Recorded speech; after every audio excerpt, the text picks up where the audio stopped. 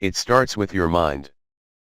If you have an internal locus of control, then that means that you recognize just how responsible you are for the quality of your life and your accomplishments. Many people have a tendency to blame others, to blame circumstances, or to make excuses when things don't go their way. Why aren't you happy? It's because you had a hard childhood. Why aren't you rich? It's because you weren't born with a silver spoon in your mouth, or because you lost your job due to layoffs. Making excuses is easy, but it doesn't get anywhere. The reality is that people have dug themselves out of holes much deeper than the one you're in right now. I don't care who you are, and they have come out richer, happier, and stronger. So, what is the all-important ingredient? It's you. And more specifically, it's your mind. Your mind is where everything else comes from. Your beliefs, your focus, your concentration, your mood, all of that. What's more, is that where your mind leads, your body follows. If you are low on energy, then you might be inclined to think that it's time to make changes to your diet or to your training regime. In all likelihood though, it is your mind that needs fixing first. Everything in life is dependent on numerous other factors. Whether you're talking about relationships, about your career, or about your financial situation. How can you find your dream job when you don't have the option to leave your current job? When you're so broke? And how can you stop being broke when you are so badly in debt? But change has to start somewhere. And it starts with you. It starts with your mind. A better job starts with the mind. A better relationships starts with the mind. A better life starts with the mind. Here's a little saying to keep in mind: the grass isn't greener on the other side, it's greener where you water it. Time to change your mind. This is all very good and well, but how exactly do you go about changing your mindset? How do you take back control, reclaim your happiness, and start living a fulfilling and inspiring life again? The thing to do is to diagnose the problem. What exactly is wrong with your mind to begin with? And how can you fix those issues? Well, not to alarm you, but there's probably a lot wrong with your mind. Don't worry though, it's fairly common and it's very much a sign of the times. I can guess that you aren't completely happy with where you are right now. Maybe you don't like who you are right now. I know this because you're reading this book. If what you're doing right now is working for you, then great. But if it's not, or if it could be working better, then something needs to change. Here are some starting points that can help you see precisely what you might need to change. Number 1, responsibility. The first problem that many of us have is that we don't take responsibility for our actions, and we don't want to take responsibility for our actions. Now we all know people who don't like taking responsibility. They will blame others and they will make excuses for what they've done. These are the people with the external locus of control that we have already discussed. But while this might seem like an irritating problem for people around them, the reality is that this is a much deeper issue that affects them more than it does anyone else. Because a completely refusal to accept responsibility means that you also reject your own autonomy and your control. If you believe that nothing is your fault, then you also really can't take credit for anything that goes well. Moreover, it means that you don't have any power over your life, and it means that you can't choose to change things. It's not up to you, it's up to chance. It gets worse too. If you are too used to avoiding responsibility, then chances are that you will avoid taking responsibility for other things in your life too. That means you'll avoid making commitments to people, which might make you feel free but ultimately means you get left behind as those around you settle down into relationships and find fulfilling careers. It means you'll put yourself forward for fewer tasks in the workplace, at least those tasks that have any major consequences. And if you aren't responsible for large amounts of money, then you can't expect to get paid large amounts of money either. Being afraid of responsibility will even make you less impressive, decisive, and confident in a day-to-day scenario. When someone asks you to make a decision, you won't want to because you won't want to be responsible for what happens if you get it wrong.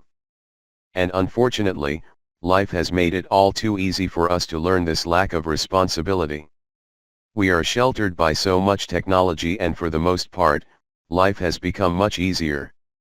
Our childhoods have also become extended to a massive degree, and especially in the current generation of youths. These days many of us will stay at school until we are 18 and will then attend college for 3, 4 of 6 years after that, depending on the amount of qualifications we obtain.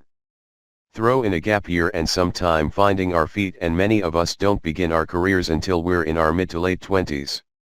This was exacerbated by the economic crash of the last decade. Many people leaving college struggled to find work, which left them without workplace responsibilities and very often still living with their parents. Generations previous were likely married homeowners with children at this point. And it's hard to ditch this mentality. It's hard to stop being a perpetual child. And while there are positive sides to this, it's good for creativity, for dreaming and for enjoyment in the moment. Ultimately life will catch up and we won't be prepared. We are too soft mentally to cope with the challenges that will come our way. We've lost the ability to be decisive, strong, action takers. What can you do to fix it? We'll explore this in more depth in some of the other reports, but the key to acknowledge is that you must learn to accept the possibility of a less than perfect outcome. Accept that there will be times when things go wrong and it's your fault. And when that does happen, be willing to put your hand up and admit it. That's what it means to be an adult. And that's what will give you the strength to start taking more chances and making more bold decisions. Number 2, we care too much what others think. Ultimately, number 1 comes down to doing away with fear. This is another topic we're going to address more over the coming reports, but for now let's hone in on one very specific example of fear, one very specific cause. That is that we care too much what others think. This is something that occupies a lot of our thoughts for many of us, and something that can actually be quite tiring. Many of us will simply not do something if we think it is going to make us look unusual. If we think it will elicit stares. Not only that, but caring too much what others think is what makes it so hard for us to take responsibility for things. We don't want to seem to be weak or to lose the trust or respect of other people. You know what the biggest irony of this is? It is the refusal to take action and take responsibility that actually makes people lose respect.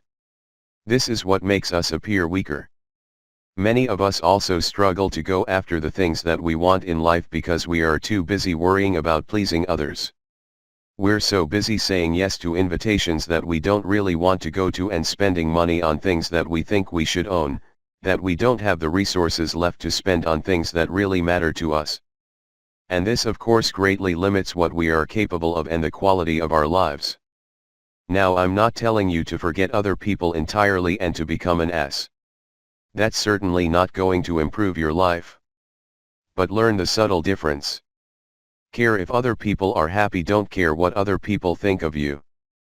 This is the most heroic mindset because it means you'll do kind things for people without even telling anyone, and even be willing to make yourself look foolish.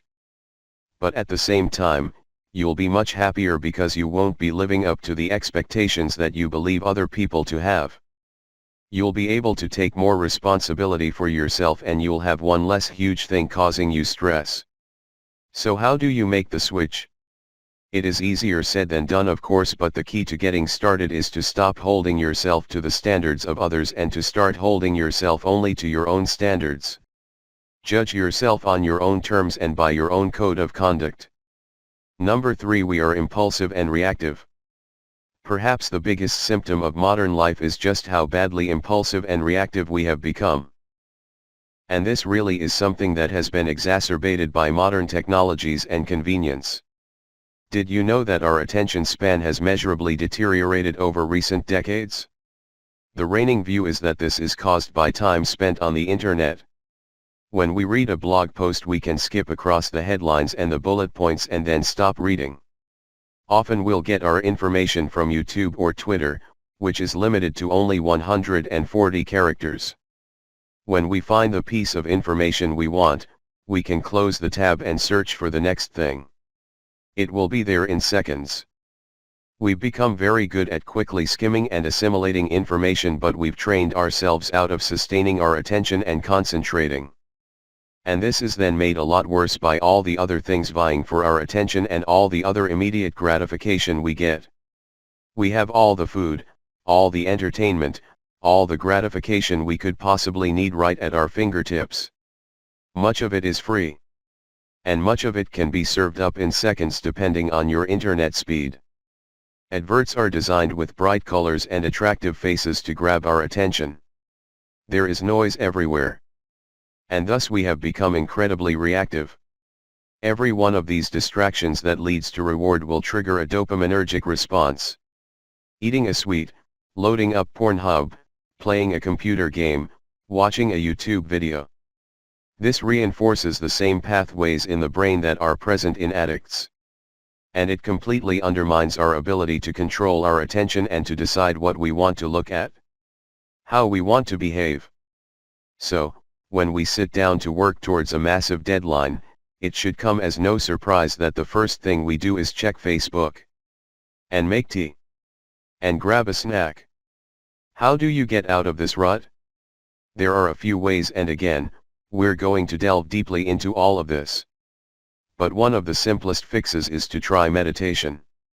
Meditation teaches us to take conscious control of our mind, to be more in the moment and to avoid distractions. This can help us to become incredibly more disciplined and focused, and can certainly do away with a lot of procrastination and impulsivity. Number 4, we are lazy and tired. The other big problem that prevents us from achieving what we want and that causes a whole lot of unhappiness is laziness. Most of us know what we should be doing, but we lack the effort to do it. When given a choice, we will take the easier route. In the short term, this is great. It means you get to spend the evening on the couch with a bag of chips watching your favorite trashy TV. But in the long term, it means you lack the stimulus for growth. And guess what? Growth is perhaps the most important thing we need to be happy. Because you are never still and stable. If you are not going forward, you are going backward. If you are not growing, you are regressing. If you don't exercise, then your muscles atrophy. But likewise, if you don't use your brain and if you don't challenge your mind, then your brain physically shrinks. Worse, you unlearn how to apply effort. But part of this is not laziness. Part of this is stress and tiredness. Because the problem is that we typically lead such busy, stressful, and fast-paced lives that we simply have no energy left at the end of the day to do anything about it. Is it any surprise? Most of us commute into work for 30 to 90 minutes on a train or bus or sitting in traffic in the car. We then fight our way through a busy street into the office, where we sit in a cramped, stuffy room and get shouted at by clients and unhappy customers. We work to urgent deadlines and end up staying late, then we make the precise same commute back home. You can add malnutrition on top of this for many of us. Halogen lights too. Loud noises. Air pollution. All these things upset the body and cause physiological stress. These put us further into the fight or flight state, and the body simply can't tell the difference. This exhausts us. And that's what makes us choose the fast food in the cupboard, and it's what makes us skip the workout. It's also what causes us to argue with our partners and not have time for our kids. And it's not even time that's the issue here so much as energy. Your psychological energy is a finite resource. So, the first thing you need to do is to start buying yourself more energy. That might mean looking into easier ways into work, or it might mean swapping to an easier job. It means finding space in your life so that you can stop reacting and being in fight or flight. Then you can start to become proactive and make your way onto your inspire path. Moving forward. This isn't even all of it. I haven't even touched on how many of us are also stuck in our own heads, how we're anxious and worried about things that don't matter, how we're ungrateful, or how we don't actually know what we want. But these are the things we need to fix if you are going to start getting the most out of life again. This is where it starts. Are you ready?